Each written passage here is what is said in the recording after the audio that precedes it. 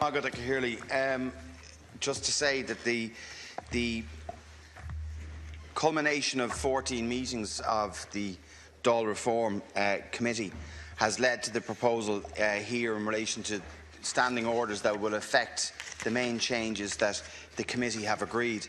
I would say, Cahirley, at the outset that it was a pleasure to serve on that committee, a very diverse group of TDs across the House with different political backgrounds, different views on issues as well, but all focused on bringing about much needed and long awaited reform. And as I think it shows how well that committee worked, that only once through the course of that committee that the committee actually divided by way of a vote. Not everything in it am I completely happy with, I'll be very honest with you.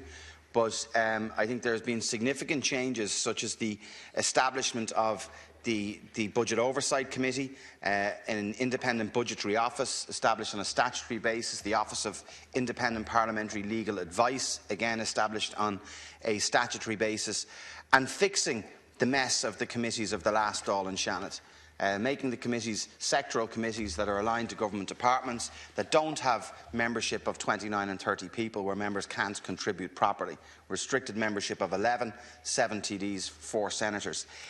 It will afford, in my view, a much better representation of how the public voted in the general election, to ensure that legislation can be passed from the government or the opposition side, and that bills will now no longer be allowed to die on the vine after passing second stage. They will have to get to the next stage within 10 weeks of that passing.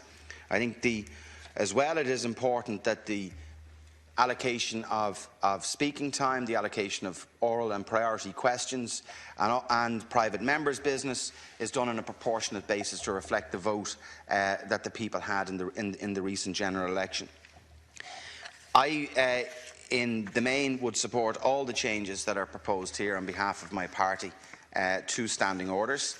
As I said, there are 1 or 2 items within it that I will wait to see how they actually work in practice, and I know that the Ceann Comhairle has said, and many of us have said very clearly at the Reform Committee meeting, that this isn't the end of it. Reform Committee will meet again next week and at the end of this session before the summer recess, and will remain in place to ensure that the reforms that we've brought forward are working, and where they're not working, that they will be changed. And it is open to the committee at a future stage to propose further amendments to standing orders, should that be desirable or required at the time. But I have to say, in the main, with the vast majority of it, that I'm extremely pleased with the proposals that have been brought forward. Now it's our job to actually work in this new reality. The rules are now changed to allow us to do so, and now I think the mindset needs to change as well from all of us as to how we operate within this Dáil. I would also say, and I have mentioned this to the Ceann Comhairle, that it is important that the Shannon met yesterday for the first day, is that Shannon reform is also required. The Oireachtas is not just the Dáil, it is the Dáil, Shannon and indeed Uachtaráin na hÉireann, but I think the Shannon needs to be also reformed and made further relevant. Our party will support each of the standing orders as they have been set out by the committee. I would commend in particular the Ceann Comhairle, Sean O'Farrell, for the manner in which he has chaired these meetings, the efficient manner, the inclusive manner in which you've done so.